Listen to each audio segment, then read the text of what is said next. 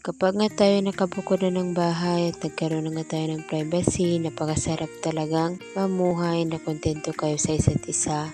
Lalong-lalo na talaga kapag kayo ay baguhan pa lang ay may mga bagay talaga na kailangan yung intindihin. Pinakamaganda talagang gawin kapag kayo ay isang mag-asawa, nagkakaintindihan kayo ng inyong partner sa kung anumang mga bagay na kailangan yung gawin. Dahil dito sa mundo, marami talagang mga problema na dumadating sa atin at may mga bagay talaga na kailangan intindihin ng bawat isa. Alam naman natin na hindi naman lahat sa panahon nagkakaayos talaga tayo, pero mas mabuti talaga na magkaintindihan para maiwasan talaga ang away. Kapag tayo talaga ay baguhan pa lang napakasarap talagang kumain na magkasabay kayo. Kapag nagsisimula pa nga tayo, kahit kapag sabay ng pagkain natin ay kakasaya na natin.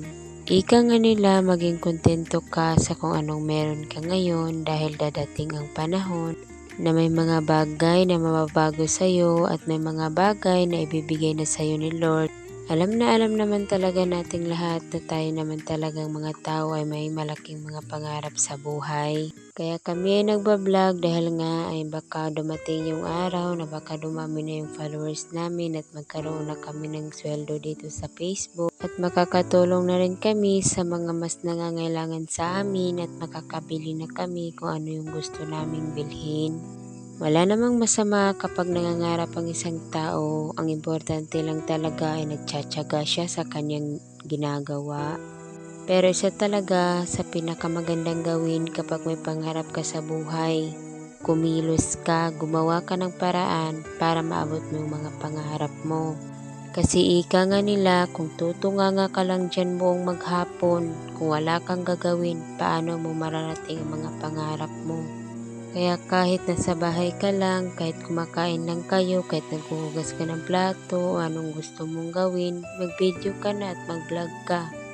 Wala namang masama doon, basta mabuti lang yung tunguhin mo.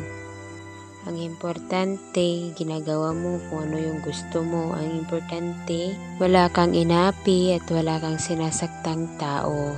Piliin mo na lang yung mga bagay na mas makakabuti para sa sarili mo.